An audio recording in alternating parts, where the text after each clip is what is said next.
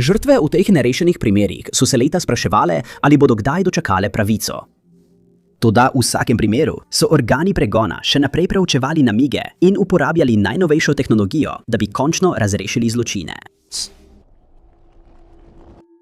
Elias Abu Elza, moški, ki je obtožen, da je serijski morilec, se je svojo družino preselil v ZDA iz Izraela, ko je bil še otrok. Kot odrasel je bil najprej zaposlen v Piedmont Behavioral Health Center v Leesburgu v Virginiji, kjer je delal kot tehnik za duševno zdravje. Nato se je preselil v Michigan, kjer je začel delati kot prodajalec v trgovini Kingwater Market v Beecherju. Toda kmaru je prišel težave z zakonom, ko so ga obtožili, da je postregel alkohol osebi, ki ne bi smel. V tem času, leta 2010, je bil 59-letni moški napaden z rezilom, vendar nihče nikoli ni posumil, da je bil Abu Elza povezan s tem zločinom. Ob aretaciji pa je bilo zapisano, da je živel na več območjih, vključno z Bradentonom na Floridi in Grand Blancom v Michiganu. Leta 2004 se je poročil z Jessica Hurth, kasneje pa je priznal, da je bila poroka napaka, saj je kmalu začela doživljati čustveno zlorabo strani svojega moža, ki je trdil, da jo ljubi. Leta 2007 sta se ločila, kmalu zatem pa je našel novo ženo. O tej poroki ni veliko znanega, vendar pa je znano, da je leta 2010 Abu Elzam začel serijo zločinov, ki je šokirala njegovo družino. Iz razlogov, ki so znani le njemu, se je ponoči sam vozil po ulicah Leesburga in iskal žrtve, ki bi jih napadel. Njegova prva žrtev je bil eden izmed številnih moških drobne postave, ki bi jih kasneje napadel. Maja tistega leta jih je pristopil Abu Elzam. Pretvarjal se je, da je izgubljen in prosil za navodila, nato pa je izvlekel oster nož in svojo žrtev ranil v prsi. Žrtev je uspela opisati njegovo vozilo, zelen Chevrolet Trailblazer, in začelo si je iskanje napadalca. V naslednjih 3 mesecih je veliko več moških podobne postave doživelo podobne napade. Verjame se, da je leta 2010 napadel tudi enega od svojih prijateljev v Ramli v Izraelu, ko je obiskoval svojo domovino, vendar iz te prijave ni bilo nič, saj se je njegov prijatelj odločil, da ne bo vložil obtožbe proti njemu. Leta 2010 je policija sporočila, da išče serijskega morilca, saj so začeli sumiti, da je isti moški odgovoren za niz napadov z rezilnim orožjem na tem območju. Ustvarjena je bila posebna skupina za preiskavo teh primerov, kar je pripeljalo do razkritja še bolj zaskrbljujočih podrobnosti. 9. avgusta so preiskovalci ugotovili, da je isti moški odgovoren za 3 napade na moške, pri katerih je bilo uporabljeno kladivo kot orožje. Vse 3 žrtve so lahko opisale napadalca in njegovo vozilo, isto kot je bilo opaženo na drugih prizoriščih zločina. Naslednji dan je bil prijavljen še en napad z rezilom in zdelo se je, da Abu Elzam nima namena odnehati. 5. avgusta so ga ustavili in aretirali, ko so ugotovili, da je bil zoper njega izdan nalog za prijetje zaradi napada. Bil je izpuščen na varščino, nato pa je poskušal pobegniti nazaj v Izrael, kar je privedlo do njegove druge aretacije. Vrnjeni so ga v Flint v Michiganu, kjer so ga držali v samici. Policija je verjela, da je njegovo življenje v nevarnosti, saj je napadel toliko ljudi in če bi podrobnosti njegovih zločinov prišle do drugih zapornikov, bi se ti verjetno maščevali nad njim. Na koncu je priznal svoja kazniva dejanja, vključno z napadom na Jamija Ladeja v Leesburgu leta 2009, ki je Ladeja stal življenja. Abu Elzam je bil obsojen na dosmrtni zapor, brez možnosti pogojnega izpusta. Nenavaden reševanja nerešenih primerov se je v zadnjem času pojavil v zaporih po vsem svetu. Rešitve nekaterih starih nerešenih primerov, ki so jih oblasti dolgo poskušale razvozlati, so se znašle na igralnih kartah. Ideja je bila navdihnjena z igralnimi kartami za prepoznavanje oseb, ki jih je vlada uporabila leta 2003 za prepoznavanje članov vlade Sadama Huseina, ki so jih oblasti iskale. To bi vključevalo tiskanje obrazov in imen žrtev, vpletenih v nerešene primere kaznivih dejanj. Ta igra je bila uporabljena za morebitno osvežitev spomina zapornikov, kar bi lahko pripeljalo do rešitev ali namigov. Na kartah, na katerih bi bili običajno kralj, kraljica ali drug simbol, bi bile namesto tega slike žrtev, kratek opis, njihova imena in ponujena nagrada. Po različnih zveznih državah, kot so New York, Idaho, Florida, Colorado in Južna Karolina, so bile razdeljene različne tovrstne igralne karte. Namen je bil, da bi se zaporniki zabavali z igranjem kar, med igro pa bi morda prepoznali informacije ali slike prikazanih žrtev. Z dodatkom nagrade so pričakovali, da bi lahko bili nekateri zaporniki koristni. En primer razdeljenih kompletov kart je bila karta Joker, na kateri je pisalo, da bodo vsi klici z namigi ostali zaupni, na dnu pa je bila dodana številka. Ta karta je prav tako navajala, da posamezniku ni treba navesti svojega imena. Številni primeri so bili rešeni s programom kart za nerazrešene primere, čeprav ni dovolj nacionalnih podatkov, da bi dokazali njegov uspeh. En tak primer se je zgodil leta 2007, ko so v floridskem zaporu uvedli igro Go Fish, kar je neverjetno privedlo do namiga enega od zapornikov, ki je dejansko rešil nerazrešen primer, ki je preiskovalce pustil brez odgovora 3 leta. Aprila 2015 so ugotovili, da je Urad za preiskave Kolorada prejel več kot 60 namigov od zapornikov, ki so uporabljali igralne karte za nerazrešene primere. Uprava za izvrševanje kazenskih sankcij ter Urad glavnega državnega tožilca v Connecticutu sta v zapor uvedla igro s kartami, ki je prikazovala 52 posameznih primerov in primerov pogrešanih oseb, kar je privedlo do razrešitve 20 od teh primerov. Ko je šlo za primer Patricije Berry, pogrešane ženske, je bilo navedeno, da je bila po objavi njenega primera v zaporu prek igre s kartami izvedena aretacija. Še ena aretacija je bila zabeležena v primeru Tracy Brazel, še ene pogrešane ženske. Primer Susan Schwartz so prav tako rešili zaporniki. In poleg tega je bila najdena še ena oseba, ki je bila pogrešana. In od uvedbe kart je bilo opravljenih še veliko več aretacij. Detektiv nadzornik Danny Doherty je izjavil, da zaporniki v zaporih običajno med seboj govorijo o svojih zločinih. Z dodajanjem teh kartnih iger in nagrad se lahko spomnijo določenih podrobnosti, ki jim jih je povedal drug zapornik, in o tem obvestijo oblasti. Doherty je prav tako izjavil, da upajo, da bodo karte spodbudile nove sledi in razširile ključne informacije. Ta metoda je bila zelo uspešna po celotnih Združenih državah Amerike in je pripomogla k reševanju številnih nerešenih primerov ter celo pomagala najti pogrešane osebe, ki so jih našli žive. Takšne metode zagotovo ne bi pričakovali v zaporu. Dodali so tudi, da so bile družine žrtev, ki so bile predstavljene na kartah, vključene v njihovo izdelavo. In to je tem družinam prineslo zaključek ter jim in žrtvam zagotovilo pravico, ki si jo zaslužijo. Ko je bil 49-letni Ray Joe Clark februarja 1981 ubit, je bil to pomemben primer za šerifov urad okrožja Washington. To je bilo zato, ker je bil Joe eden izmed njihovih, poročnik, ki je za policijo delal 14 let. Leta 2016 je bil moški odgovoren za ta nerešen primer končno obsojen. Joe je bil policist, ki se je držal pravil in je bil skoraj vsem na šerifovem uradu zelo všeč. V času zločina je vodil akcijo proti tolpam, ki so v okolici Mariette v Ohiu prodajale prepovedane snovi. 7. februarja 1981 je opravil intervju z lokalnimi mediji o prizadevanjih za čiščenje območja, nato pa je dan preživel v sproščanju svojo ženo Patricijo.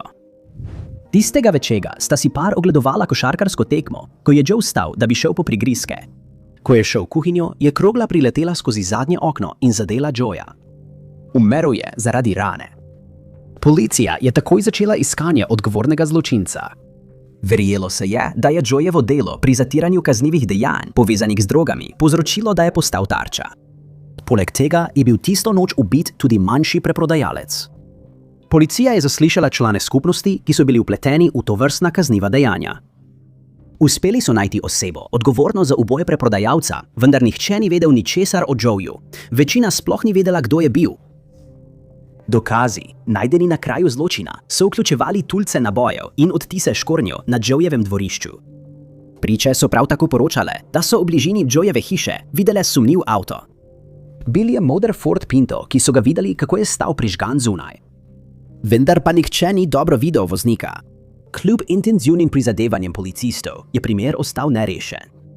Leta 2012 je šerifov urad ustanovil enoto za nerešene primere in primer Joeta so ponovno preučili. Ugotovili so lahko vrsto orožja, ki je bilo uporabljeno pri zločinu, in sicer tip, ki je bil standardna oprema za policiste in vojaško osebje. Na to je prišla pomembna informacija, ki je končno pomagala razrešiti primer. Nekaj let pred zločinom je Jože vodil preiskavo proti enemu od svojih sodelavcev, namestniku Mitchellu Rubleju, ki je napadel osumljenca za vlom, da bi iz njega izsilil priznanje. Rublej je bil odpuščen iz policije in je bil še posebej zagrenjen do Jožeta. Rublej je imel alibi za noč, ko se je zgodil pretresljiv zločin. Bil je s prijateljem Bobom Smithbergerjem. Smithberger je sprva potrdil alibi, vendar je po pridobitvi imunitete priznal, da je Rubleta peljal do Jožetove hiše in čakal zunaj, medtem ko je Ruble ubil Jožeta. Orožje, uporabljeno v napadu, so prav tako našli. Ruble še vedno ni priznal krivde, vendar je bil po 2 sojenjih spoznan za krivega in je preostanek življenja preživel za zapahi. Človek bi mislil, da je skoraj nepredstavljivo, da bi policija lahko nekako izgubila podpisano priznanje zločinca, a prav to se je zgodilo v primeru 64-letnega Davida Jonesa zločinca, ki je medtem že umrl. Leta 1983 je moški z imenom Delbert Lou Lusarder živel v okrožju Duval, ki je bilo takrat delno suho okrožje, kar je pomenilo, da tam nihče ni smel kupovati ali prodajati alkohola. To je mnoge ljudi prisililo, da so za alkohol potovali v druga okrožja in Delbert ni bil izjema. Njegova družina je policiji povedala, da je 28. maja tistega leta zapustil svojo hišo in da je nameraval potovati v okrožje Nassau, natančneje v trgovino z alkoholom Playbill. Pričakovali so, da se bo še isti dan vrnil z nekaj alkohola, vendar se to ni zgodilo. Iskanje Delberta in njegovega Forda Rangerja iz 70. let je potekalo, vendar o njem ni bilo nobenih sledi vse do 5 mesecev kasneje. Njegova družina je bila obveščena, da so ga 18. oktobra našli mrtvega in da je bilo njegovo telo zavito v rjuhe, preden so ga pustili blizu Crawford Roada v Callahanu na Floridi. Verželo se je, da je njegov napadalec uspel prodati njegovo vozilo nekje v Južni Karolini, vendar to ostaja le ugibanje in vozilo nikoli ni bilo najdeno. Motiv za zločin ni bil takoj očiten in kmalu je primer obstal brez novih sledi, saj niso mogli najti nobenih dodatnih dokazov. Ko so primer ponovno odprli, so bili preiskovalci šokirani nad tem, kar so odkrili. Izvirne detektivske zapiske so manjkali v spisu primera. Tisti zapiski, ki so jih našli, pa so bili v tako slabem stanju, da so bili skoraj neuporabni. Novi detektiv, ki je prevzel primer, se je odločil narediti, kar je lahko, in je začel prebirati zapiske sodnega zdravnika v primeru, stare časopisne članke, ter je zahteval podatke iz spisov, ki so jih hranili v okrožju Duval in v Georgiji. Vzelo mu je nekaj časa, vendar mu je na koncu uspelo ustvariti nov spis o primeru z uporabo malo zbranih informacij in preostalih kosov dokumentacije, ki so jih še lahko prebrali in uporabili. Ta postopek je trajal skoraj 2 leti, vendar so lahko preiskovalci končno podrobno pogledali nerešen primer in takrat so naredili osupljivo odkritje, ki še danes mnoge ljudi pušča zmedene. Med obiskom v pisarni sodnega zdravnika je en detektiv prosil, da bi videl Delbertov spis in naletel je na star intervju z osumljencem, ki so ga identificirali, moškim po imenu David Wyatt Jones. V zapiskih je Jones priznal, da je bil z Delbertom na dan, o katerem je govora, in da je Delbertu vzel življenje s pasom. Nato se je znebil Delbertovega trupla v bližini Crawfordove ulice, kjer so kasneje našli to tragično odkritje. Ko je priznal, je bil Jones že v zaporu zaradi drugih zločinov. Leta 1986 je končal življenje moškega po imenu Jasper Highsmith. Leta 1995 pa je napadel in končal življenje Laurie McRae v Jacksonville. Policija je pozvala vse, katerih ljubljene osebe so izginile med letoma 1975 in 1995 na območju okrožja Nassau, naj se oglasijo, saj sumijo, da je imel Jones še veliko več žrtev, ki še niso bile identificirane. 28. aprila 1997 se je v Južni Afriki deklica rodila Celeste in Maureen Ners. Celeste je imela carski rez in je bila v okrevanju, ter se spominja, da je za novorojenčka poskrbela ženska, oblečena kot medicinska sestra, medtem ko je Celeste zaspala. Ko se je Celeste zbudila, je ugotovila, da sta izginila tako njen novorojenček, kot tudi medicinska sestra. Dojenčica je bila poimenovana Zephany, policija pa je bila takoj obveščena. Ugibali so, da je ženska, ki je vzela dojenčico, se pretvarjala, da je noseča, da bi lahko pobegnila z njo. To je bilo kasneje potrjeno z odkritjem blazine v dostopnem tunelu pod bolnišnico. Kasneje so ugotovili, da je ta medicinska sestra večkrat obiskala bolnišnico, vendar je ostala neopažena in celo govorila z nosečnicami. V letih, ki so sledila, se je družina trudila po svojih najboljših močeh, da bi ta primer ostal v središču pozornosti javnosti, če bi se pojavile kakšne nove sledi. Praznovali so celo Zephanin rojstni dan in se dajali intervjuje za različne televizijske postaje. Družina male Zephany je verjela, da je še vedno živa. Leta 2009 so bili nekateri posamezniki obsojeni izsiljevanja, potem ko so poskušali podkupiti medicinske sestre z denarjem v zameno za kakršnekoli informacije o tem, kje bi lahko bila Zephany. Celeste in Maureen sta v naslednjih letih imela še 3 otroke. Med njimi je bila hči po imenu Cassidy ter 2 sinova, Joshua in Michael. Nažalost sta se kasneje zaradi pritiska primera ločila. Cassidy pa je imela občutek, da mora pri 15 letih držati celo družino skupaj. Po zaslugi Cassidy je bil primer končno lahko rešen na precej nepričakovan način. Januarja 2015 je Cassidy začela obiskovati srednjo šolo. Medtem ko je bila v šoli, so prijatelji Cassidy začeli komentirati, kako zelo sta si bila podobna, ona in še en učenec. Presenetljivo je Zephany, ki je bila zdaj stara 17 let, obiskovala isto šolo, čeprav je uporabljala drugo ime. In prijatelji so komentirali, kako sta si bili podobni. Dekleti sta se odločili, da stopita v stik druga z drugo in postali sta prijateljici. V intervjuju je Zephany izjavila, da je, ko je videla Cassidy, takoj začutila nenavadno povezanost in dejala, da je to najverjetneje zaradi podobnosti, ki sta jo imeli, ko je bila stara 14 let. Ko je novica prišla do Cassidynega očeta, jo je prosil, naj pripelje dekle, da jo lahko spozna. Ko sta se srečali, je Maureen obvestil policijo. Preiskava se je nadaljevala in ljudje, ki so trdili, da so starši Zephany, niso mogli predložiti rojstnega lista ali kakršnihkoli drugih dokazov, ki bi kogarkoli prepričali, da so njeni biološki starši. Opravili so DNK test, ki je potrdil, da sta dekleti dejansko v sorodu. Nato so Zephany odstranili iz njenega doma in jo poslali k socialni službi, ker sta se lahko tako družina Nurse kot ona prilagodili.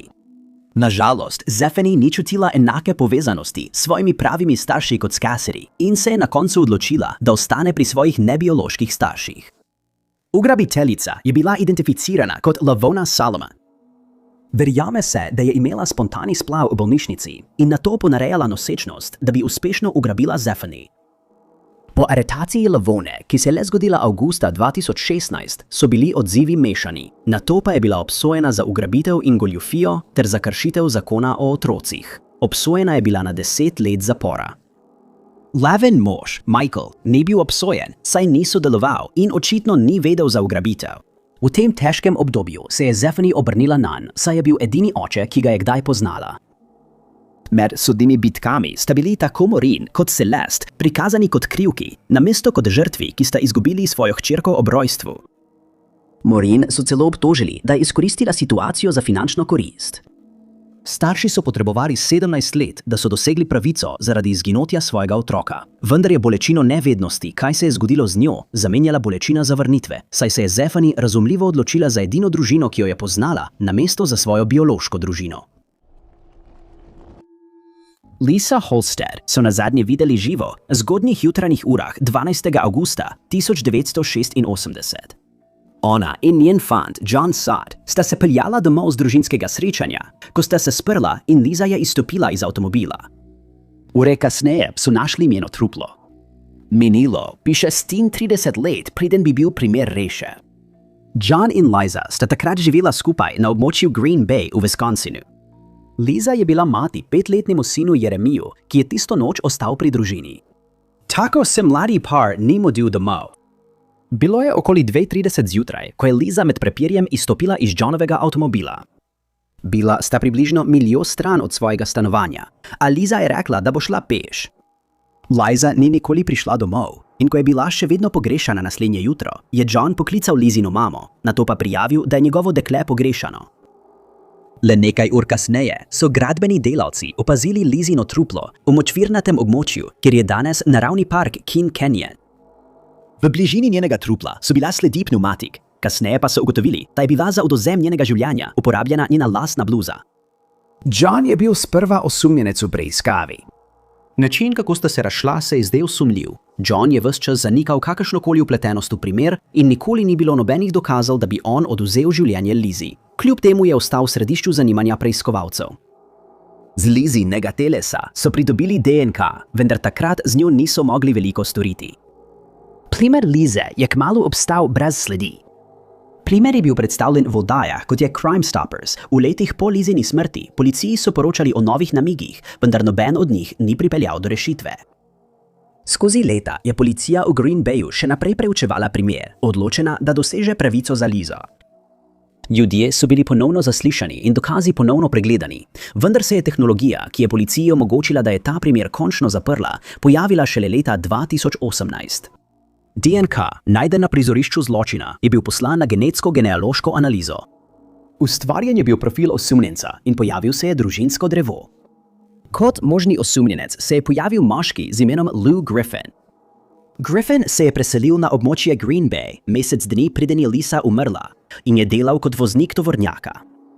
Imel je tudi zgodovino nasilja, še posebej do žensk. Detektivi so zasledovali Griffina in pobrali pločevinko piva ter ogorek cigarete, ki jo je odvrgel. DNK iz obeh se je ujemal s tistim, ki so ga našli na prizorišču zločina. Ko so ga prvič zaslišali, je Griffin trdil, da Lise sploh ne pozna. Ko so ga soočili z DNK dokazi, je priznal, da se je morda srečal z njo tisto noč, ko je umrla, vendar je tisto noč pil in užival prepovedane substance. Griffin je bil aretiran in je šel na sojenje, vendar je januarja 2023 priznal krivdo za odvzem Lisinega življenja zaradi malomarnega ravnanja. Ko je družinski član napaden in umre, je običajno nepredstavljivo, da bi lahko bil žrtev serijskega morilca. V primeru 18-letne študentke zdravstvene nege Alice Eberhardt pa se je zgodilo prav to, čeprav je njena družina za to pretresljivo podrobnost izvedela šele desetletja po napadu. 24. septembra 1965 so Alice našli mrtvo v hiši njene družine v Fair Lawnu, New Jersey. Napadli so jo z rezilom in topim predmetom, vendar so bili preiskovalci nad zločinom zmedeni, saj se njena družina ni mogla domisliti nobenega razloga, zakaj bi ji kdo želel škodovati. Veliko ljudi so zaslišali, vendar so bili vsi očiščeni suma. In naslednjih nekaj desetletjih v primeru Alice ni bilo nobenega napredka. Njen napadalec je popolnoma zakril svoje sledi in bilo je malo upanja, da bi ga kdaj identificirali in privedli pred roko pravice za njegova nesmiselna dejanja. Toda leta 2021 so preiskovalci prejeli klic enega od Alicinih starih sošolcev, ki jih je pozval, naj ponovno preučijo njen primer, saj so se preiskovalne tehnike od časa zločina izjemno razvile. Policija se je strinjala in vsi dokazi, zbrani leta 1965, so bili ponovno pregledani v upanju, da bi svež pogled opazil nekaj, kar je pred 55 leti ušlo pozornosti. Približno v tem času je moški po imenu Richard Cottingham, ki je prestajal dosmrtno kazen, potem ko so ga spoznali za krivega kot serijskega morilca, znanega kot Torso Killer, začel v zaporu govoriti o svojih zločinih. Priznal je, da je končal življenje dveh žensk, Lorraine Marie Kelly in Mary Ann Pryor, medtem ko je bil aktiven kot serijski morilec. In ko je novica o njegovi izpovedi prišla v javnost, so preiskovalci ugotovili, da je Cottingham živel na istem območju kot Alice, ko je bila ubita. Odpravili so se v Trenton State Prison, kjer je bil zaprt, in zaprosili za pogovor z njim. Približno 5 ur so ga zasliševali o njegovih zločinih in omenili, da ponovno preiskujejo primer Alice. Toda šele med njihovim drugim obiskom je končno odprl to temo in 22. decembra 2025 je končno priznal, da je bil on tisti, ki je končal Alicino življenje, potem ko se mu je začelo slabšati zdravje. Uspelo mu je napisati pisno priznanje, v katerem je podrobno opisal dogodke tistega dne, vključno s tem, kako mu je uspelo vstopiti v družinsko hišo, predmete, ki jih je uporabil za to, da je končal Alicino življenje, in dodatne podrobnosti, ki so bile znane le oblastem. Daines Cottingham večino svojega časa preživlja v ambulanti Southwoods State Penitentiarya zaradi slabega zdravja. Zaradi tega je priklenjen na invalidski voziček. In oblasti še vedno trdo delajo v upanju, da bodo identificirale njegove druge žrtve. Marca 2020 ena je 33-letna Sarah Everard izginila, ko se je vračala domov v južnem Londonu. Bila je sreda, 3. marca, ko je Sarah Everard okoli 9. ure zvečer zapustila hišo prijateljice v Claphamu. Nekaj minut po 9. uri je imela s svojim fantom 14-minutni telefonski pogovor. Nato so jo posnetki varnostnih kamer ujeli, ko je bila sama na križišču Bode Road in South Circular. Ob 6:28 so jo videli hoditi po Cavendish Road, nato pa jo je posnela kamera na armaturni plošči policijskega avtomobila. Nato je posnetek z avtobusa ujel 2 osebi, ki sta stali poleg belega vozila. 3 dni kasneje, 6. marca, je bila javnosti predstavljena posnetek Everardove z nadzorne kamere. Oblasti so navedle, da je hodila skozi Clapham Common in da bi pot morala trajati približno 50 minut. Naslednji dan so objavili posnetek domofona, ki je prikazoval žensko, kako hodi po Pointerjevi cesti proti Tulse Hillu. Preiskavo je nato vodila enota za specializirani kriminal Scotland Yarda zaradi zapletenosti primera. Tisti ponedeljek je bilo razkrito, da je policija prejela več kot 120 klicev v zvezi s primerom ter prejela posnetke iz avtomobilskih kamer, domofonov in druge pomembne posnetke. Pri sledenju vonju Everardove so uporabili sledne pse, preiskali pa so tudi odtoke in ribnike. Objavili so še več slik pogrešane ženske, ki so prikazovale, kaj je nosila v času izginotja. Kasneje so ugotovili, da je ena od prič videla, kako je Everardovo aretiral policist metropolitanske policije po imenu Wayne Couzens, kar je potrdil tudi posnetek avtomobilske kamere. Kasneje so ugotovili, da je Couzens aretiral Everardovo na podlagi lažnih obtožb o kršenju covidnih pravil ali pomoči storilcu kaznivega dejanja. Ob ogledu dodatnih posnetkov varnostnih kamer so ugotovili, da Couzens ni uporabil registriranega policijskega vozila, temveč je dejansko najel avto. 5. marca je Couzens na svojem delovnem mestu prijavil, da trpi za stresom in tistega dne ob 14. uri je kupil zelene vreče za smeti.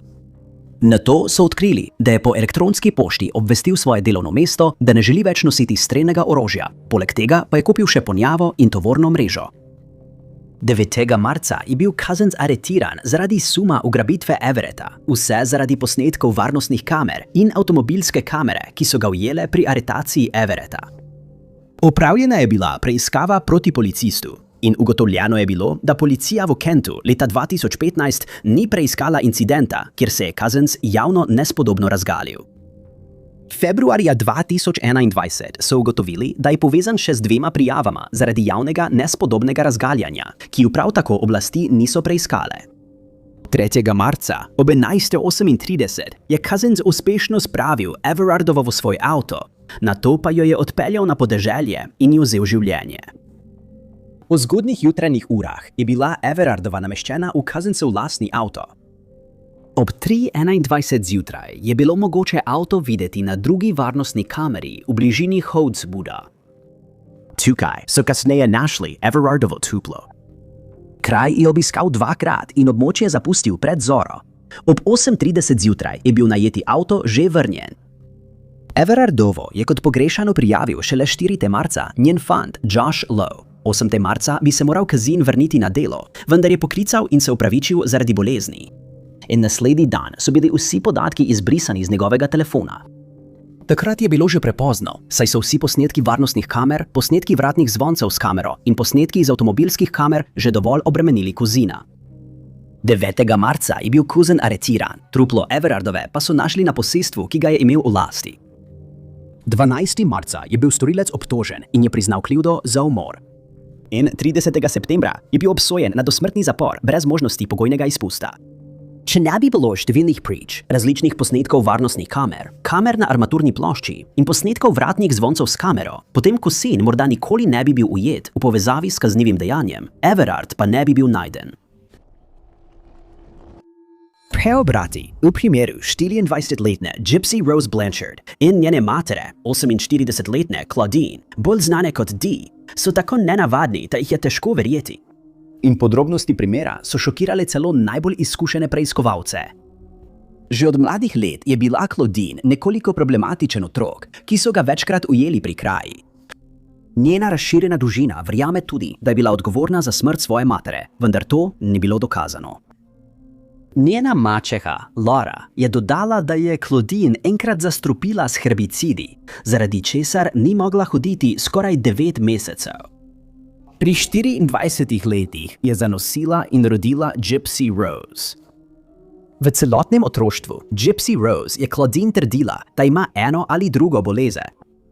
Sprva je trdila, da ima njena hči spalno apnejo, a z leti je navajala vedno hujše bolezni, kot so mišična distrofija, epilepsija in rak. A zdravniki nikoli niso našli nobenih znakov teh težav. Medtem ko so zdravniki vedeli, kako je v resnici, je Gypsy Rose verjela svoji materi in kmalu je bila prepričana, da potrebuje visoko raven oskrbe, saj jo je mati prepričala, naj začne uporabljati invalidski voziček, če bi imela napad ali kakšno drugo zdravstveno nujno stanje. Nekaj zdravnikov je očitno nasedlo trditvam Claudine, saj je Gypsy prejela recept za hranilno cevko in dihalni aparat, ki bi ji pomagal pri spalni apneji. Dobila je tudi več drugih vrst zdravil, večkrat pa je prestala operacijo, ki je ni potrebovala. Ko zdravniki pri Gypsy Rose niso našli nič narobe, jih je Claudine vedno uspela prepričati v nasprotno, saj je trdila, da je v preteklosti delala kot bolničarka in da pozna simptome teh bolezni.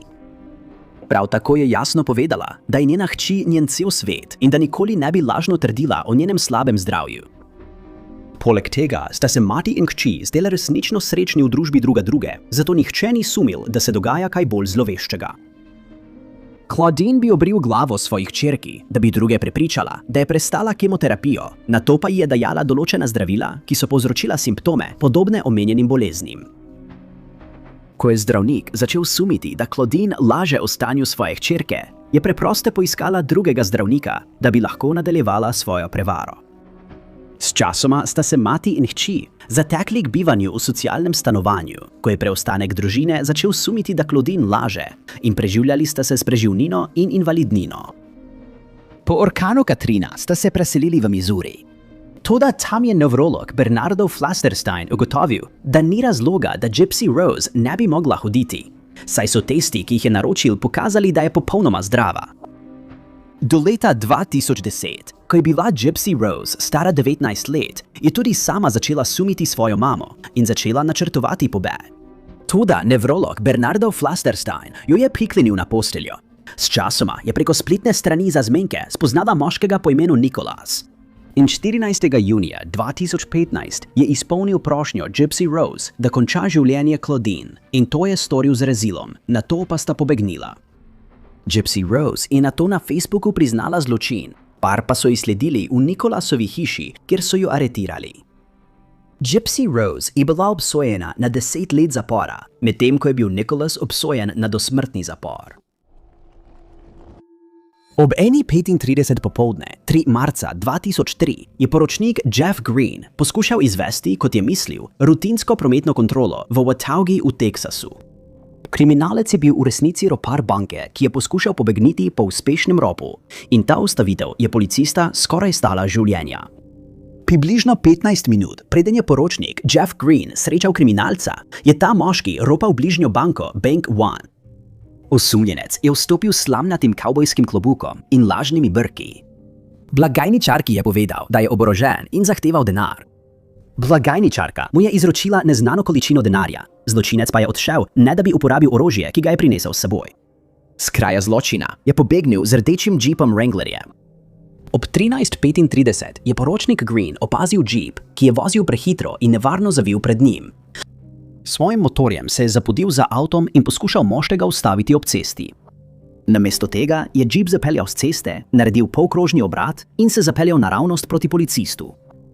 Zločinec je začel streljati na poročnika Greena in ga zadel v gleženj. Policist je vrnil ogenj, vendar je očitno zadel le džip. Poročnik Green si je popolnoma opomogel, vendar je zločincu uspelo pobegniti. Policija je poskušala identificirati osumljenca in kmalu odkriva, da je bil odgovoren tudi za več drugih bančnih ropov. Običajno je nosil lažne brke ali brado in včasih slušalko v ušesu, čeprav se ni zdelo, da bi bil povezan s komerkoli drugim. Na nekaterih prizoriščih zločina je storilec pustil DNK dokaze, vendar ti niso privedli do ujemanja. Objavljenih je bilo več pozivov za informacije. Prav tako je bila objavljena slika iz varnostne kamere enega od ropov. Policija je prejela več namigov, vendar nobeden ni pripeljal do razrešitve zdaj že dolgo nerešenega primera. Končno so se leta 2021 policisti obrnili na genetsko genealogijo, da bi poskušali razvozlati zločin. S pomočjo tega orodja so uspeli kot osumljenca identificirati Marka Allena Longa. Long je takrat živel v Oklahomi, zato so se policisti odpravili v to zvezno državo, da bi poskušali potrditi, ali se njegova DNK ujema. Potem, ko so opazovali Longa, tako je jedel v restavraciji, so policisti vzeli predmete, ki jih je odvrgel, in opravili teste. Potrdili so, da se Longova DNK ujema. Tudi poročnik Green je Longa prepoznal na prepoznavi osumljencev. Preden so lahko aretirali Longa, je aprila 2022 umrl. Vendar je bil nerešen primer končno rešen. Običajno, ko se nekdo odloči priznati zločin, ki ga je storil, neposredno stopi v stik s policijo, da se postopek lahko izvede čim hitreje in učinkoviteje. Toda pri 49-letnem Jamesu Earlu Thomasu ni bilo tako. Nenavadno je, da je tudi po priznanju svojega zločina na družbenem omrežju zavrnil prijetje, zaradi česar je prišlo do napete in nenavadne konfrontacije s policijo, ki bi se lahko zelo slabo končala. Thomas in njegova punca, 49-letna Vanessa Taylor, sta skupaj živela v Greenfield Parku v Chicagu že 3 leta, ko je leta 2015 priznal svoje dejanje. Nastanila sta se v hiši na delu ulice West Flournoy, okoli številke 4300. Vendar so se junija tistega leta stvari tragično obrnile. 28. junija sta Vanessa in njen 28-letni sin poklicala policijo in prijavila, da se Thomas obnaša čudno in da se bojita za svoj življenje. Ko so preiskovalci prispeli, so izvedeli, da je v kuhinji hiše kuril mast, ki jo je nato zlil v steklenice, da bi izdelal eksplozive, čeprav niso vedeli, zakaj naj bi ti eksplozivi služili. Policija je Thomasu ukazala, naj pride iz hiše in se preda, vendar se je namesto tega odločil upreti. Prekinil je plinsko napeljavo v hiši in mahal s samurajskim mečem, medtem ko je policiji kričal, da ga bodo morali iz hiše spraviti z ognjem, preden se bo predal. Policisti so poročali, da je medtem še naprej vlival mast v steklenice in vanje tlačil kose blaga, da bi ustvaril omenjena eksplozivna sredstva. Kasneje so ga videli, kako je hodil po hiši z 2 različnima reziloma, kar je za policijo predstavljalo zelo nevarno situacijo. Po nekaj časa so preiskovalci uspeli prepričati Thomasa in se je predal. Odpeljali so ga v lokalno bolnišnico, kjer so ga pregledali in oskrbeli, nato pa so ga naslednji dan izpustili. Ni znano, zakaj proti njemu niso vložili nobenih obtožb. Le nekaj dni kasneje, 2. julija, je Tomaž na Facebooku podal osupljivo priznanje. Policija je prejela klic Vanessinega sina, ki je prosil, naj preverijo, kako je z njegovo mamo, saj je prejel nekaj čudnih obvestil z njenega Facebook računa. V enem izmed zapisov je Tomaž izjavil, da je bila njegova punca Vanessa del mafije in da je poskušala končati njegovo življenje, zato je on končal njenega. Ko so ob 2 zjutraj prispeli do hiše, so policisti videli Tomaža, kako se nagiba skozi eno izmed oken in vztrajal je, da Vanessa ni doma. Nato je trdil, da je tisti dan 3-krat zaužil strup in prosil policiste, naj streljajo nanj, da bi končali njegovo življenje. Vdrli so v hišo in notri našli Thomasa, ki jih je čakal z rezilom. Obvladali so ga s paralizatorjem in ga odpeljali v pridržanje, vendar Vanessa ni bila več živa. Našli so jo mrtvo, potem ko je bila zadavljena z električnim kablom. Thomasa so odpeljali v bolnišnico Loreto, kjer je ponovno priznal svoj zločin, vendar policiji ni mogel navesti motiva.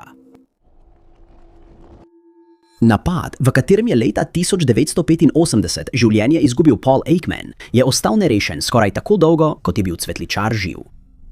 35 let potem, ko so njegovo truplo našli na osamljeni avtocesti, so dokazi DNK, najdeni na kraju zločina, končno razkrili, kdo je bil odgovoren. Paul je bil 35-letni cvetličar in imitator žensk, ki je v času zločina živel v Oklahoma Cityju.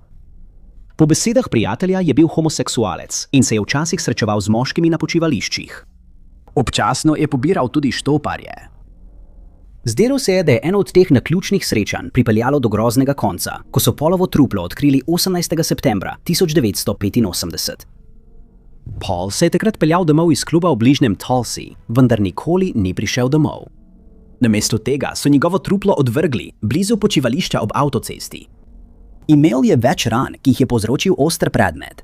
Policisti, ki so takrat preiskovali zločin, so v bližini Paulovega trupla našli cigaretne ogorke. Njegov avto so prav tako našli v bližini, na kljuki vrat pa so odkrili latentni prstni odtis. Ker ni bilo osumljencev in dokazov ni bilo mogoče povezati z nikomer, je primer obstal. Skozi leta je Pavlova družina vztrajno iskala odgovore. Njegov nerešen primer je bil eden od 52 primerov, predstavljenih na kompletu igralnih kart, ki so jih razdelili po zaporih, v upanju, da bi kateri od zapornikov prepoznal primer in ponudil odgovore. Izkazalo se je, da je imel zapornik informacije, ki bi lahko rešile primer, vendar jih ni razkril prostovoljno. Leta 2020 so detektivi, ki so ponovno preučevali nerešen primer, pregledali CODIS, kombinirani DNK indeksni sistem FBI-ja, in odkrili ujemanje. 4 leta prej, leta 2016, je bil moški po imenu Earl Wesley Wilson obsojen na 5 let zapora zaradi ločenega kaznivega dejanja. Moral je oddati svoj DNK in prstne odtise. Oba bi se ujemala z dokazi, najdenimi na kraju zločina. Ko so ga zaslišali, je Wilson trdil, da nikoli ni srečal Pavla in ni imel razlage, zakaj so njegovi prstni odtisi na vratih Pavlovega avtomobila, vendar je resnica sčasoma prišla na dan. Wilsonova bivša žena je preiskovalcem povedala, da ga je na dan zločina pobrala na bencinski črpalki. Prej je poklical iz restauracije McDonald's blizu počivališča in rekel, da potrebuje, da ga pride iskat. Ko je prispela, Wilsona ni bilo več tam, vendar je kasneje poklical z bencinske črpalke. Rekel je, da ga je nekdo peljal, vendar je voznik naredil nekaj, kar Wilsonu ni bilo všeč, zato ga je Wilson napadel. Priznal je, da ne ve, ali je moški še živ. Wilson je na koncu priznal, da je Paulu vzel življenje in bil obsojen na 20 let zapora. Ko se je 37-letni Tony Peralta odločil, da prizna zločin, ki ga je storil leta 2008. Policiji je povedal, da to ni storil zato, ker bi bil hudo bolan ali ker bi mislil, da ga bodo sčasoma ujeli, ampak zato, ker ni mogel živeti s krivdo zaradi tega, kar je storil svojemu nekdanjemu najemodajalcu, Williamu Blodgettu. 69-letni William, ki je prihajal iz Roswella v Novi Mehiki, je bil prijavljen kot pogrešan strani svoje družine decembra 2008, ko z njim niso mogli vzpostaviti stika. Njegovo dekle je prijavilo, da ga je nazadnje videla na božični večer tistega leta, njegova družina pa je postala zaskrbljena za njegovo dobrobit. Ko še vedno niso prejeli nobenih novic od njega, 10 dni kasneje je njegov sin Greg stopil v stik s policijo in prijavili so primer pogrešane osebe. Iskanje se je začelo 9. januarja 2009, vendar zaradi pomankanja informacij o tem, kakšni so bili Williamsovi načrti in kam bi lahko izginil, je primer sčasoma ostal nerešen. Več ljudi je bilo zaslišanih, vključno s Tonyjem, ki je bil Williamsov najemnik. In nekaj časa je bil obravnavan kot osumljenec, vendar ni bilo mogoče najti nobenih dokazov, da bi bil odgovoren za Williamsovo izginotje, zato nikoli ni bil obtožen. Nobenih nadaljnjih osumljencev niso nikoli identificirali in zdelo se je, da Williamsov primer nikoli ne bo rešen. Vendar je policijo presenetilo, ko se je Tony odločil storiti, kar je prav, in je priznal, da je bil res odgovoren. 1. maja 2020 Tri je poklical 911 in operaterju povedal, da mora čim prej govoriti s policijo. Policiji je povedal, kje se nahaja, in ko so prispeli, je sedel na robniku pred trgovino, se potil in kadil cigareto, da bi pomiril živce. Vedel je, da bo, ko bo preiskovalcem povedal, kaj je storil, za zelo dolgo časa pristal v zaporu, vendar mu vest ni dovolila, da bi še naprej skrival skrivnost, ki ga je preganjala 15 let. Med zaslišanjem je priznal, da je Williamu vzel življenje z izvijačem in se strinjal, da policiste odpelje na kraj, kjer je skril njegovo truplo. Šel je celo tako daleč, da se jim je zahvalil, ker so ga aretirali, in končno se je lahko soočil s posledicami svojih dejanj. 6 let po ropu draguljarne je policija razrešila nerešen primer s pomočjo dokazov iz 2 prejšnjih vlomov. Rop se je zgodil v Thomasovi draguljarni v Sheppertonu 27. februarja 2010. Sredi noči je nekdo vlomil v trgovino v Viktoriji v Avstraliji skozi streho. Tat je uporabil vrv, da se je spustil v trgovino, nato pa jo uporabil tudi za pobeg. Lastnik trgovine je tistega jutra prišel in ugotovil, da manjka za več kot $192,000 nakita. Ni bilo nobenih posnetkov varnostnih kamer in policija je ostala brez sledi. Primer je za nekaj časa zastal. Leta 2014 je prišel prvi velik preboj v primeru. Iz razlogov, ki jih niso razkrili, je policija zločin povezala z 2 drugima ropoma, ki sta se zgodila 5 let prej. Marca 2005 je Tat vlomil na delovišče v Sheppertonu. Ukradenih je bilo približno $600 v gotovini in orodju. Med ropom je Tat razbil avtomat in si postregel s pločevinko Coca-Cole. Potem, ko je popil pijačo, je pločevinko pustil za seboj in pobegnil z denarjem. Naslednji mesec je prišlo do še ene vloma, tokrat v trgovini z orodjem. Tokrat se je Tat opraskal na ograji in za seboj pustil DNK dokaze. DNK v obeh primerih je potrdila, da sta povezana. Leta 2014 je policija povezala rop zlatarne. Povezava pa primera ni takoj rešila. DNK se ni ujemal z ničemer v bazi podatkov. Policija je lahko le upala, da bo storilec znova udaril in bil ujet pri dejanju. Leta 2016 je policija izvedela, da se je to že zgodilo. Približno v istem času, ko so bile 3 zadeve povezane, je bil 30-letni Alex William Laycock obsojen na zaporno kazen zaradi oboroženega ropa banke. Kot del svoje kazni je oddal vzorec DNK. Vzelo je nekaj časa, da je bil vzorec oddan, vendar so ga policisti do leta 2016 povezali s 3 nerešenimi primeri. Do tega trenutka je Laycock že bil izpuščen iz zapora in si je popolnoma spremenil življenje. Ropov se je lotil, da bi financiral svojo odvisnost od prepovedanih substanc, a mu je uspelo prenehati. Priznal je rope in dobil delno pogojno zaporno kazen. Okoli 8 ure zjutraj, 2. junija 2012, je Scott Fenner poklical policijo in prijavil, da je našel svojo ženo Debbie mrtvo v njuni hiši, ki se je nahajala v delu South Wagner Road okoli številke 2800 v Lodi Townshipu v Michiganu. Ko so preiskovalci prispeli na kraj dogodka, so našli Debbie v njeni posteli in bili prepričani, da je vzrok njene smrti očiten. Poleg nje so našli odprto steklenico piva in več posodic zdravili na recept, od katerih so bile nekatere odprte. Odločili so se, da je umrla zaradi nenamernega zaužitja prevelike količine zdravil, verjetno zato, ker je popila preveč alkohola. Takšni primeri niso redki, saj vsako leto veliko ljudi najdejo mrtve v podobnih okoliščinah.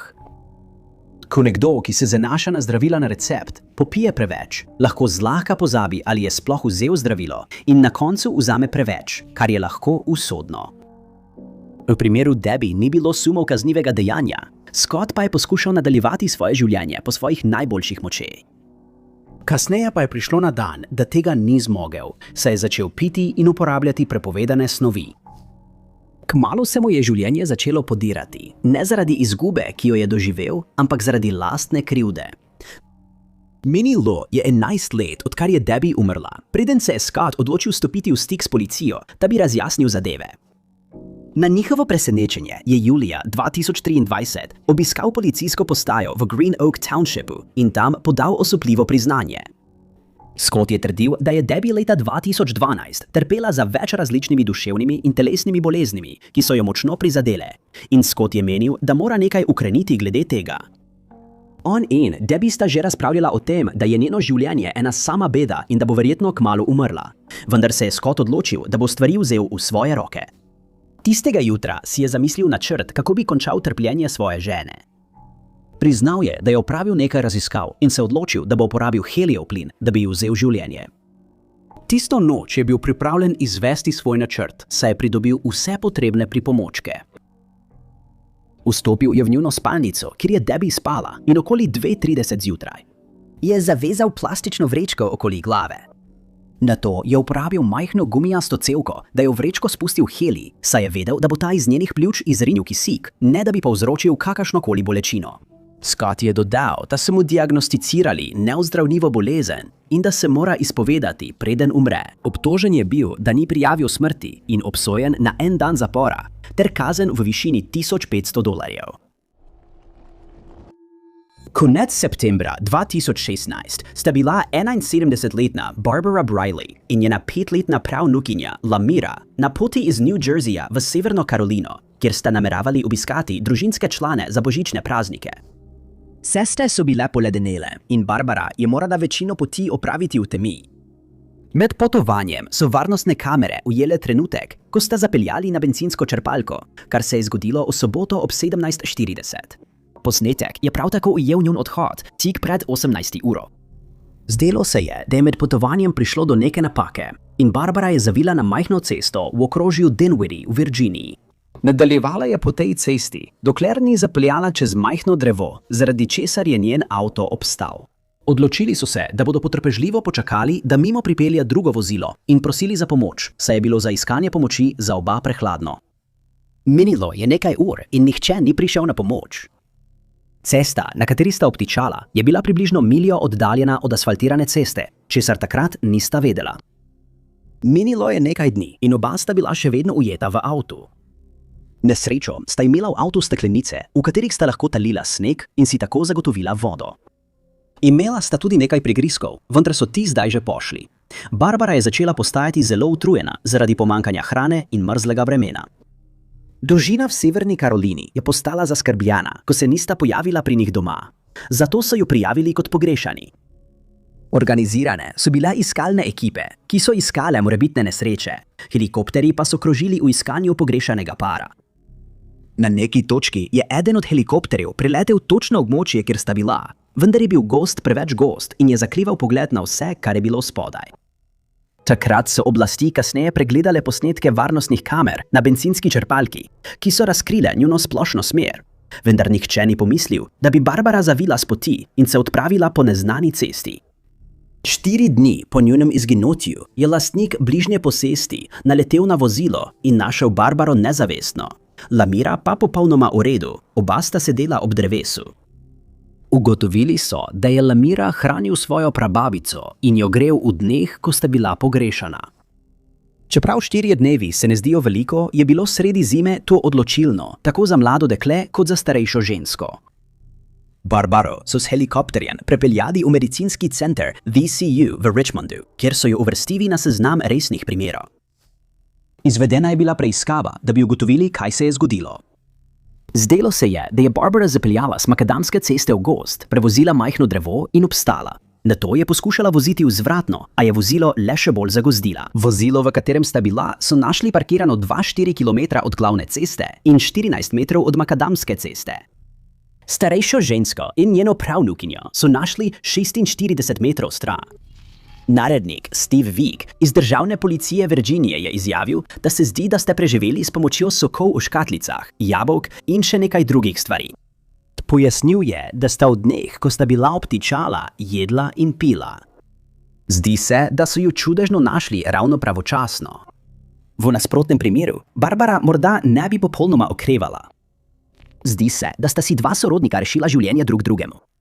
Domnevajo, da je Barbara 4 dni skrbela, da je bila mlada Lamira nahranjena, medtem ko je sama počasi izgubljala energijo. Takrat je mlado dekle verjetno prevzelo pobudo in poskrbelo, da je bila starejša ženska na toplem in varna, dokler ju niso povsem po naključju rešili.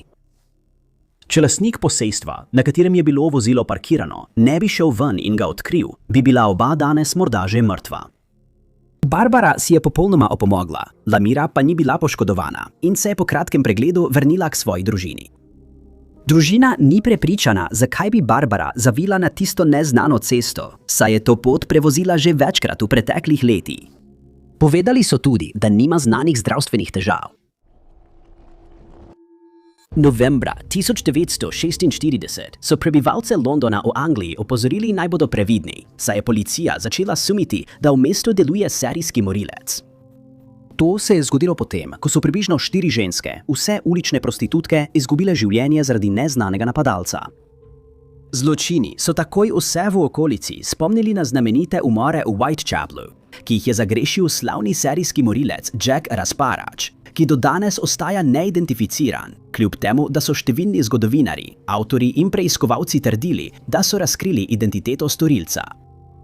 Časopisi so začeli poročati, da napadalec, ki so ga poimenovali Soho Jack, morda po noči preži na londonskih ulicah in začele so krožiti govorice, da so novi napadi neizbežni. Ena od žensk, ki so izgubile življenje, je bila 26-letna Margaret Cook, ki so jo našli mrtvo pred nočnim klubom v mestu, potem ko je bila napadena s strelnim orožjem in preiskava se je takoj začela. Ugotovili so, da je Margaret odraščala v Bradfordu. V tistem času pa je živela nedaleč stran od Sohoja, enega najslabših območij v Londonu v tistem obdobju. Zaposlila se je v klubu Blue Lagoon, kjer je bila eksotična plesalka in imela je že opravka z zakonom. Ko je bila še mlada, so jo aretirali in poslali v mladinski zavod. Kot odrasla pa je pogosto uporabljala različna lažna imena, kar je preiskavo njenega primera še dodatno zapletlo. Policija se je zavedala, da Blue Lagoon ni bil le nočni klub, ampak je služil tudi kot bordel, kjer je delalo več žensk. Motiv za napad je ostal nejasen, vendar so poročali, da se je življenje Margarete končalo v ozkem hodniku med klubskim rezervoarjem za vodo in vhodnimi vrati. Nekdanji policist je poročal, da je videl moškega in žensko, ki sta se prepirala pred klubom in da je ona v nekem trenutku zakričala, da ima on strelno orožje. Ko se je nekdanji policist približal moškemu, mu je ta rekel, naj se ne vtika v tuje zadeve in je to tudi storil, saj ga je bilo strah, da bi ga napadli. Le nekaj trenutkov kasneje je zaslišal strel iz strelnega orožja in ko se je obrnil, je uspel ujeti pogled na napadalca, ko je ta bežal po ulici. Napad je videlo več ljudi in 3 mimoidoči so poskušali prijeti napadalca, vendar mu je uspelo pobegniti v množico in izginiti izpred oči, preden so ga lahko ujeli. Šele leta 2015 je bil primer končno rešen, ko je neimenovani 91-letni moški vstopil na policijsko postajo v Ontariju v Kanadi in priznal dejanje. Povedal je, da sta se z Margaret sprla, potem ko ga je ogoljufala za nekaj denarja in se odločil, da ji vzame življenje s strelnim orožjem iz 2. svetovne vojne, ki jo je imel pri sebi. Po samo enem mesecu poznanstva sta se Craig Dwight Williamson, ki je bil takrat star 46 let, in Christine Reinhardt, ki je bila stara 41 let, poročila ob jezeru Tahoe 7. septembra 1990. Mladoporočenca sta kupila kmetijo v Wisconsinu, kjer sta začela gojiti tilapije z namenom, da bi jih prodajala po vsej državi. 28. avgusta 1993 je Craig odšel na potovanje v Colorado Springs, da bi prodal nekaj rib. Nekaj tednov pred tem je imel pretres možganov in Christine je bila zaradi tega zaskrbljena glede vožnje. Ko je prispel v Colorado Springs, je Craig najel avto za svoje poslovne sestanke. 30. avgusta ob 21. uri je po telefonu govoril s Christine iz hotela, v katerem je bival. To je bilo zadnjič, da je slišala svojega moža. Naslednji dan bi se moral vrniti v Wisconsin, vendar nikoli ni prispel. Isti dan so njegove kreditne kartice našli v El Pasu v Teksasu, ki je 1086 km oddaljen od Kolorada. Minila sta 2 tedna in avto, ki ga je uporabljal, so našli zapuščenega čez mejo v Juarezu v Mehiki, vendar oblasti niso sumile kaznivega dejanja. Preiskavo Craigovega izginotja je vodil detektiv Robert Johnson, medtem ko je Christine začela svojo lastno preiskavo skrivnostnega izginotja svojega moža. 14. septembra se je odpravila v hotel, kjer je bival Craig. Tam je ugotovila, da je pustil vse svoje stvari, vendar ni bilo nobenih znakov boja ali dokazov, da bi prišlo do kaznivega dejanja. Čeprav ni bilo dokazov, da bi se Craigu zgodilo kaj slabega, je Christina še vedno verjela, da so ga napadli, potem ko se je zaradi pretresa možganov, ki ga je utrpel nekaj tednov prej, zatekel v neznano območje. V nekaterih poročilih v televizijskih novicah se je oglasila upokojena medicinska sestra po imenu Judy Inman iz Montane in ponudila namig. Judy se je z vlakom penjala iz Montane v Washington 2 tedna po Craigovi prvotni izginotju. Spomnila se je, da je bil na vlaku moški, ki je nenehno govoril o akvarijih in trdil, da ribe prihajajo iz držav zunaj Združenih držav Amerike. Judy je bila izkušena medicinska sestra in je sklepala, da je moški utrpel poškodbo glave. Ko je to slišala, je Christina verjela, da je bil moški v resnici njen mož in da je potoval v Washington, ker sta se tam prvotno spoznala. Naslednjih 6 tednov je Christina vodila iskalno akcijo, pri čemer se je ustavila na vsaki postaji, kjer se je vlak ustavil, ko sta bila Judy in Craig na krovu. Judy in Christina sta se tudi srečali, da bi se pogovorili o preizkušnji in o tem, kako je moški izgledal. Opis je podrobno opisoval osebo, ki je bila podobna Craigu. Tudi njegov sin je obesil nekaj plakatov o pogrešanem, vendar brez uspeha. V tem času je Christina verjela, da je njen dolgo pogrešani mož še vedno živ. Zgodba je postala priljubljena, ko so jo predvajali v oddaji Nerazrešene skrivnosti 25. maja 1994.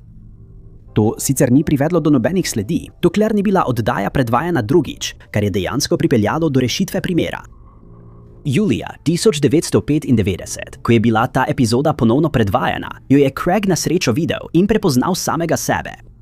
Živel je v Key Westu na Floridi, kjer je delal kot potapljač.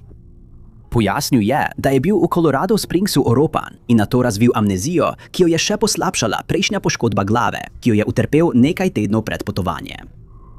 Craig se ni spomnil veliko o napadu in se je kasneje zbudil v bolnišnici, prepričan, da mu je ime Ron. Craig je povedal, da je potem tavaril po Key Westu, dokler ni končno dobil službe kot potapljač. Kasneje je navezal stik s Christine in tudi svojo bivšo ženo. Njegov vodja, Bob Mee, je povedal, da je Craig vsakomor, ki je hotel poslušati, vedno znova pripovedoval zgodbo o tem, kako je bil napaden. Žal pa se dolgo pogrešani Craig Williamson ni spomnil svoje žene ali družine, vendar se je v nekaj dneh znova srečal s Christine. Par se je nato odpravil v Colorado Springs v upanju, da bi Craigu osvežili spomin, vendar je bilo to zaman. Ker se ni mogel spomniti življenja, ki ga je imel s Christine, sta se odločila za ločitev in sta šla vsak svojo pot, vendar sta ostala prijatelja. Craig je odšel v Kalifornijo, kjer je bival pri prijateljih, medtem ko je Christine začela novo življenje v Wyomingu. Preiskovalci, ki so bili vključeni v primer, niso povsem prepričani v Craigove trditve in verjamejo, da je to dejanje zaigral, da bi začel povsem novo življenje. Kljub temu je Craig Williamson uspel rešiti svojo lastno izginotje s pomočjo tega, da je bila njegova zgodba predvajana na televiziji. Nihče ne bi pričakoval, da se bo našel in vrnil k svoji družini, še posebej ne po nekaj letih njegovega izginotja. Primer, v katerem je bila udeležena 24-letna Susan Marsha Rose, je bil rešen šele po 44 letih. Ne zaradi skrbnega policijskega dela, temveč zaradi priznanja njenega napadalca, ki se je končno odločil povedati resnico. Leta 1979 je Susan Rose živela v Bostonu in tik pred nočjo čarovnic tistega leta se je odločila, da gre na drsališče v mestu, da bi preživela nekaj časa s prijatelji. In tam so priče izjavile, da je spoznala moškega, ki ga še nikoli niso videli, in začela sta se pogovarjati. Odločila sta se, da gresta nekam, kjer bosta lahko sama, in po kratkem sprehodu stran od drsališča sta vstopila v stanovanjsko stavbo, ki so jo ravno prenavljali. Nekaj prič ju je videlo vstopiti v stavbo, vendar niso vedele, kaj se je zgodilo le nekaj sekund kasneje. Takoj, ko sta vstopila, je moški pobral kladivo, ki ga je eden od gradbenih delavcev pustil za seboj in ga uporabil za napad na Susan ter ji pri tem vzel življenje. Vedel je, da bo stavba ob tistem času ponoči prazna, zato ga ni preveč skrbelo, da bi ga ujeli pri dejanju. Ko se je naslednje jutro zbudil, ga je zajela panika, saj je vedel, da bo policija iskala njenega napadalca. Zato se je odločil, da spakira svoje stvari in pobegne v New York. Medtem se je začela preiskava napada in osumljenec je bil identificiran. Moški, katerega ime ni bilo razkrito, je bil aretiran in obtožen umora Susan. Toda potem, ko je preživel 2 leti v zaporu za zločin, ki ga ni storil, je bil leta 1981 oproščen, medtem ko je pravi krivec ostal svoboden človek. Obdukcija je potrdila, da je bila Susan napadena s težkim topim predmetom, saj je utrpela poškodbe možganov in več zlomov, ki so ji vzeli življenje. Na kraju zločina so bili zbrani vzorci DNK, vendar je bila tehnologija DNK takrat še v povojih in vzorci policiji niso bili v veliko pomoč. Ko so preiskovali življenje Susan, so ugotovili, da se je preselila iz Bostona v Johnstown v Pensilvaniji in da se je naselila v stanovanju blizu drsališča, kjer je spoznala svojega napadalca. Ker niso identificirali nobenih dodatnih osumljencev in niso imeli več sledi, ki bi jim sledili, policija ni mogla storiti ničesar več za rešitev primera. In potem, ko je bil začetni osumljenec oproščen vseh krivd, je primer zastal. Naslednjih 44 let se ni nihče oglasil z dodatnimi informacijami. In napadalec na Susano je očitno ušel brez kazni za to kaznivo dejanje. Toda to se je spremenilo v septembra 2023, ko se je 68-letni moški po imenu John Ermer odločil priznati. Vstopil je v pisarno FBI v Oregonu in povedal, da mora priznati zločin, ki ga je zagrešil pred mnogimi leti. Dal je popolno priznanje in opisal zločin, kot se je zgodil tisto noč, nato pa so ga pridržali. Policija je kasneje izjavila, da razmišlja tudi o možnosti, da je Ermer končal življenje še komu drugemu, vendar o tem primeru niso želeli komentirati, saj je bila preiskava še v teku. Ermerja so prepeljali nazaj v Orego, kjer naj bi mu sodili, vendar je tožilstvo opazilo, da je imel že prej opravka z zakonom, saj je bil za drug umor obsojen na 30 let zapora. Ermerju kazen še ni bila izrečena, saj je sojenje še v teku, vendar je gotovo, da bo v zaporu preživel še mnogo let. Pravijo, da se nikoli ne bi smeli spuščati v posel z družinskim članom ali dobrim prijateljem, saj obstaja velika verjetnost, da bo odnos na preizkušnji in se bo sčasoma razpadel. To je morda res, vendar primer, v katerem sta sodelovala enojajčna dvojčka Carl Smith in Kevin Duggar, prikazuje vrsto izdaje strani družinskega člana, ki bi jo večina od nas imela za nepredstavljivo. Ko sta bila še dečka, ju skoraj ni bilo mogoče ločiti. Celo njuni starši sta imela težave in zelo sta se zabavala, ko sta občasno zamenjala oblačila in zavajala prijatelje. Bila sta izjemno povezana in sta si delila vse, tudi sendviče, ki jima jih je mama vsak dan pripravljala za šolsko malico. Pravzaprav, v kasnejših letih, ko so enemu od bratov pokazali fotografijo, ni mogel povedati, ali je na sliki on ali njegov brat. Vendar so se njihova življenja zavedno spremenila marca 2023, ko je moški v bližini Sheridan Roada in Argyle Streeta v čikaški četrti Uptown potegnil strelno orožje in začel streljati na skupino 3 ljudi. Eden od izstrelkov je zadel moškega po imenu Antoine Carter in mu vzel življenje, medtem ko je bil drugi moški, Ronnie Bolden, ranjen. Prepeljati so ga morali v bližnjo bolnišnico, kjer je prejel zdravljenje in se na koncu popolnoma okreval. Napadalec je takoj po strelu pobegnil s kraja dogodka. Policiji pa so ostale le izjave prič in opis storilca. Ko si je Bolden dovolj opomogel, so mu pokazali več fotografij osumljencev v primeru in uspel je prepoznati Karla kot moškega, ki je streljal na. Nenavadno je, da Kevinova fotografija ni bila vključena v prepoznavo in potem, ko je Bolden pokazal na Karla, policija ni naredila nobenega napora, da bi zaslišala Kevina kot morebitnega osumljenca. Kevina so izsledili in kljub temu, da je zatrjeval svojo nedolžnost, so mu prisodili 54 let zapora. Medtem ko je bil zaprt, je vložil več pritožb, vendar brez večjega učinka, saj je bila policija prepričana, da so aretirali pravega človeka.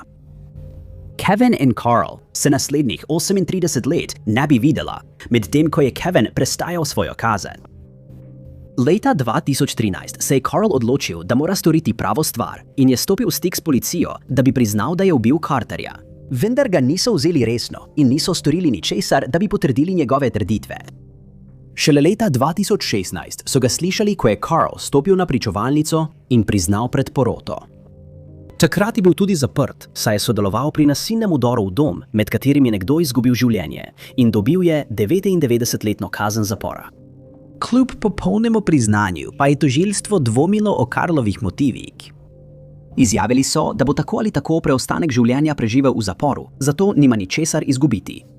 Bali so se, da je priznal le zato, da bi pomagal svojemu bratu priti iz zapora in da je Kevin v resnici kriv.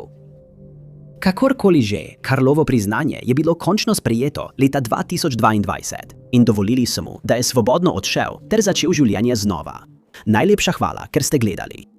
Če vam je bil ta video všeč, pritisnite gumb všeč mi je. Ne pozabite se tudi naročiti in klikniti na zvonček za obvestila, da boste na tekočem z vsemi našimi prihodnjimi objavami. Moje ime je Top 5 Unknowns in se vidimo v naslednjem videu.